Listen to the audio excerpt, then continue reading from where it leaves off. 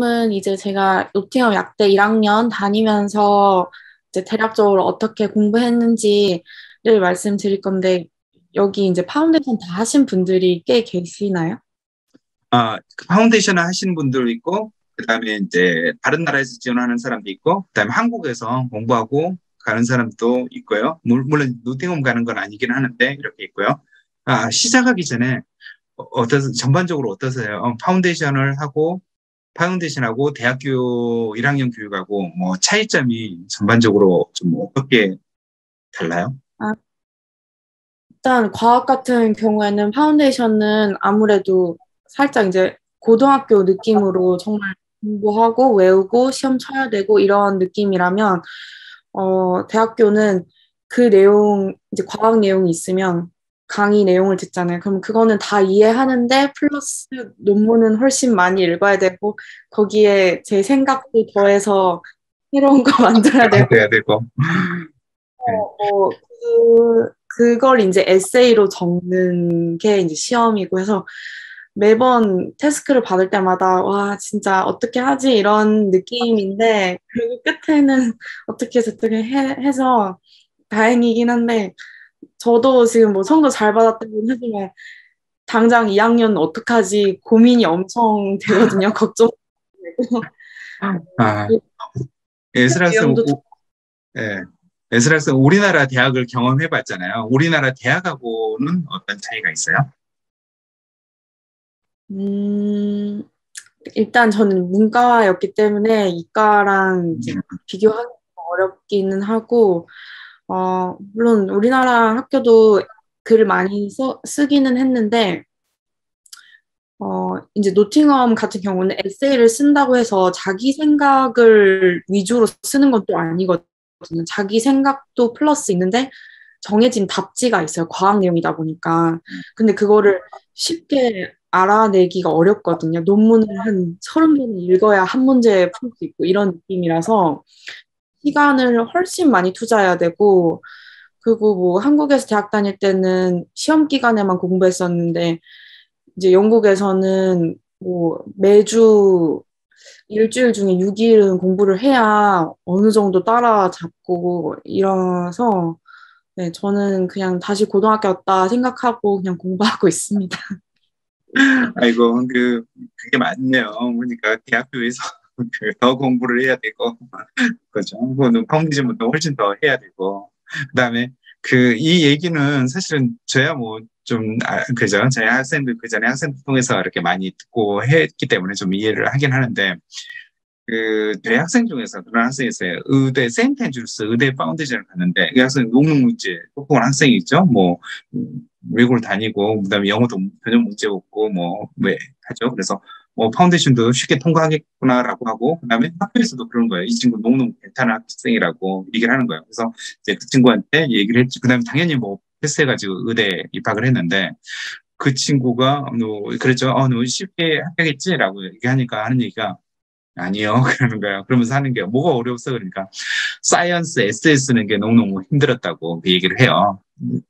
그죠? 근데 우리나라에서 외고 다니고 뭐 이런 친구가 있거든요. 그 학생들이 그 외고에서는 대부분 다 하버드나 예일 가고 뭐 이런 학교였었는데 그 친구는 유일하게 거기에서 의대를 가려고 했던 친구고 그다음 준비도 되게 많이 했어요. 고등학교 1학년 말 그때부터 뭐 2년 이상을 저한테 연락이 오고 세미나를 할 때 참여하고 일단 잘 준비된 친구였는데도 그러거든요. 근데 분명히 뭐 모르겠어요. 우리나라에서 했던 것처럼 그러니까 수능처럼 문제를 내고 하면 잘했을 거예요. 근데 딱 그렇게 정해진 게 없다 보니까 더 힘들었을 거예요. 그다음 그죠? 책 읽는 것도 딱 이것만 읽으면 돼 이런 게 아니라 이것도 하고 저것도 하고 다른 샘플도 해보고 다른 것도 참여해보고 이런 걸 가지고 또 해야 되는 거니까 그게 좀, 그죠? 뭐, 어려울 거예요. 그래서 이게, 그죠?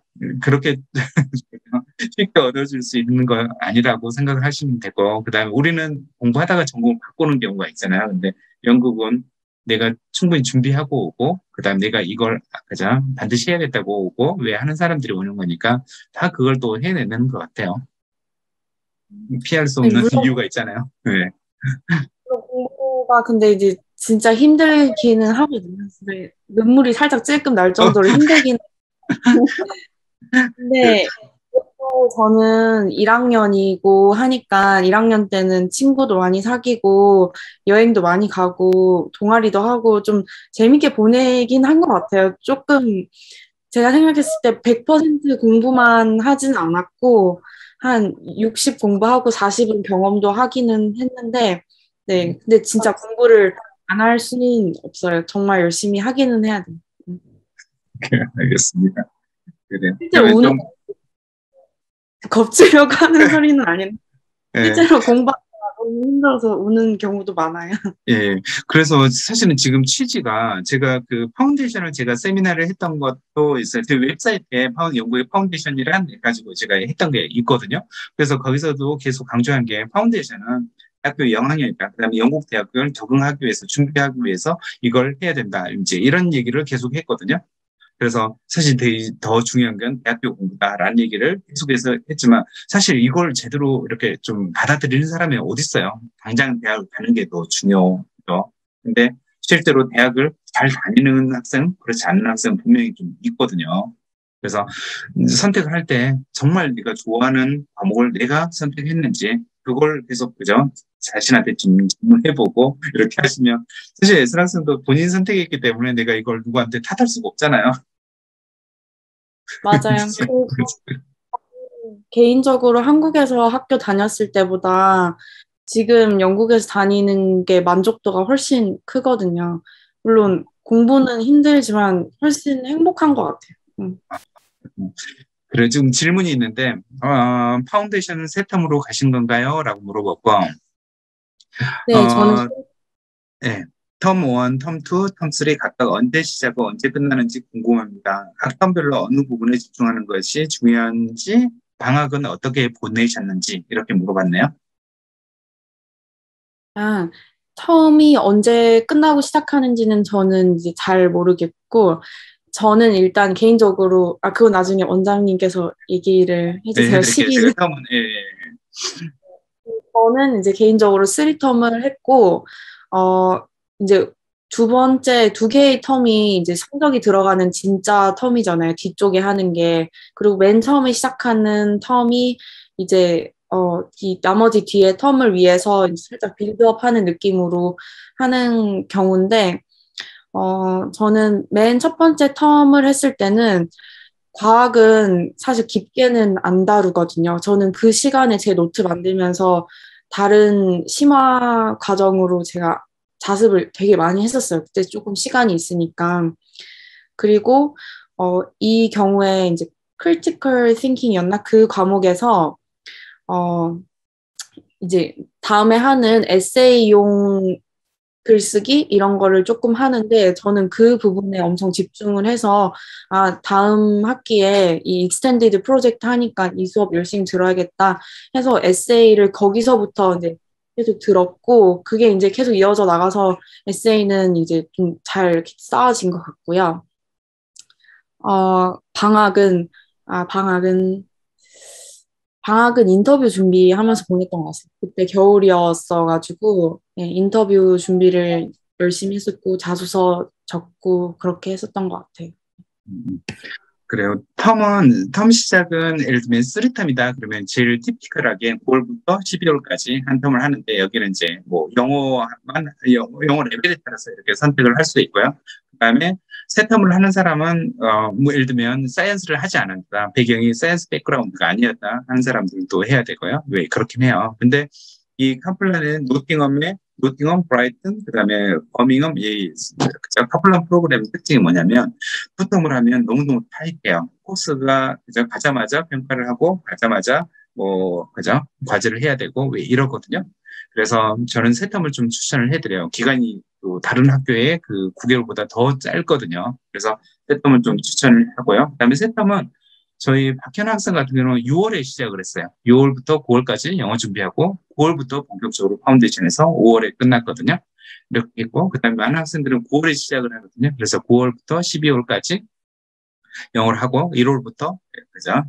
그다음에 8월까지 두 텀 기간 동안에 본격적인 파운데이션을 하고요.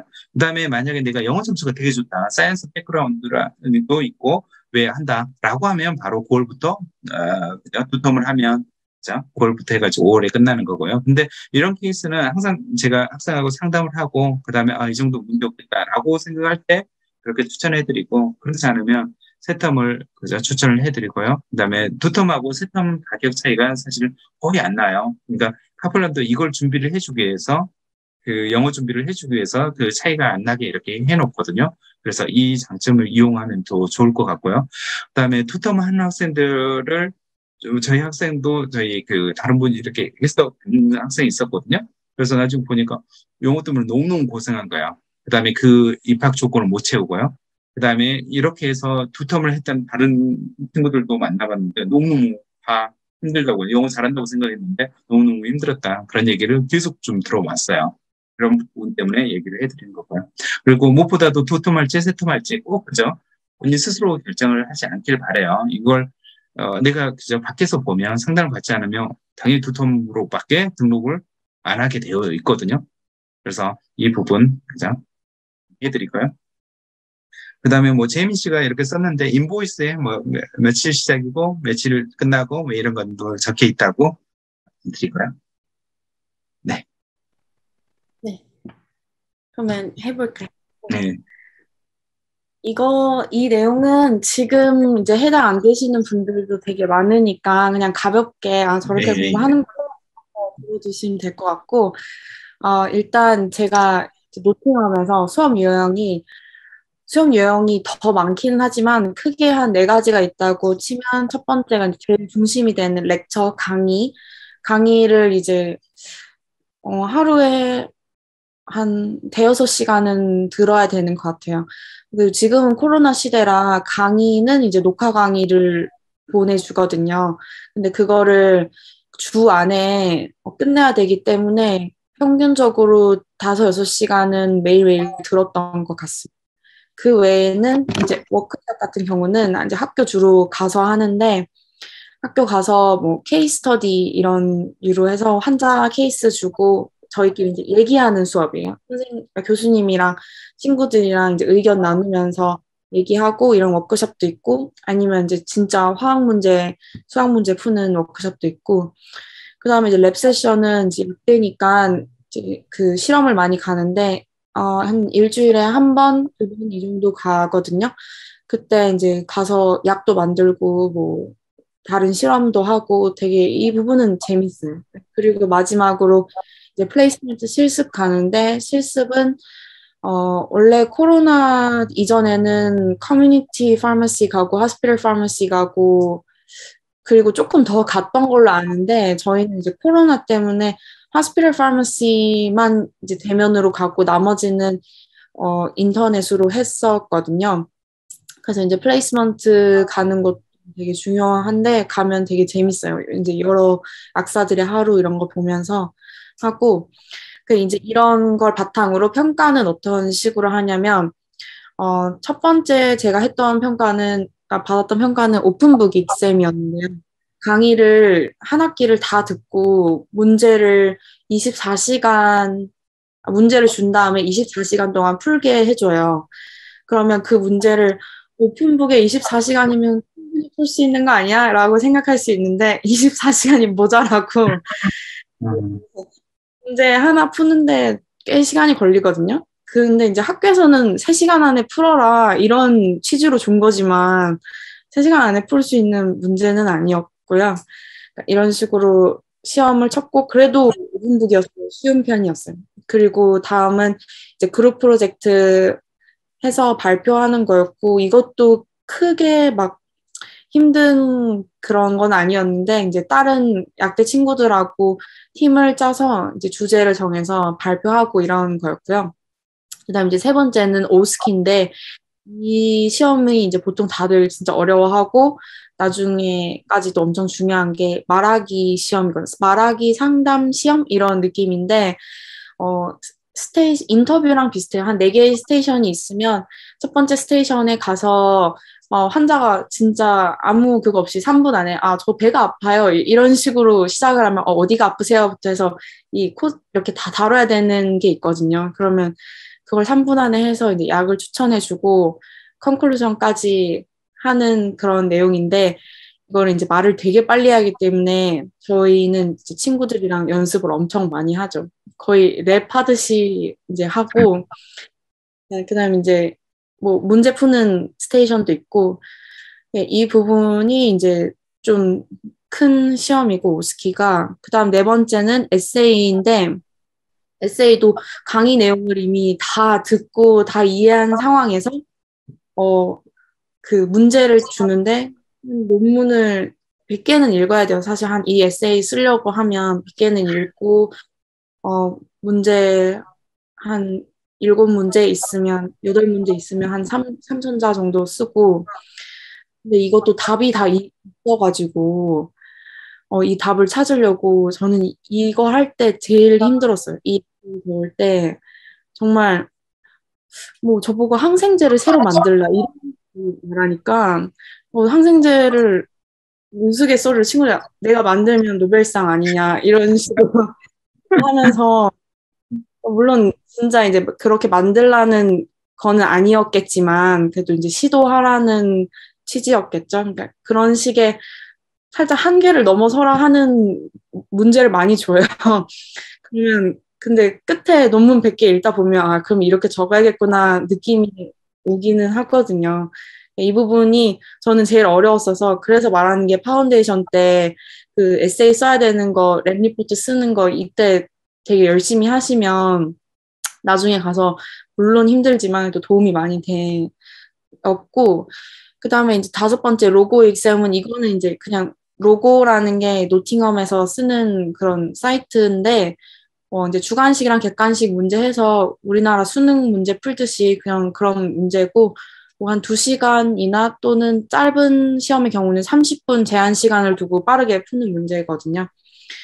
이거는 대부분 거의 잘 하는 것 같고, 그 다음에 이제 랩 리포트 쓰고, 그 다음에 이제 실험 같은 경우는 뭐 약을 만든다 하면 약을 잘 만들어야 돼요. 약을 막 묽게 만들면 안 되고, 약을 잘 만드는 그런 거를 평가하고 이런 느낌이에요. 이런 식으로 1학년을 저는 이제 했었습니다. 그래요. 지금 다음 페이지를 볼게요.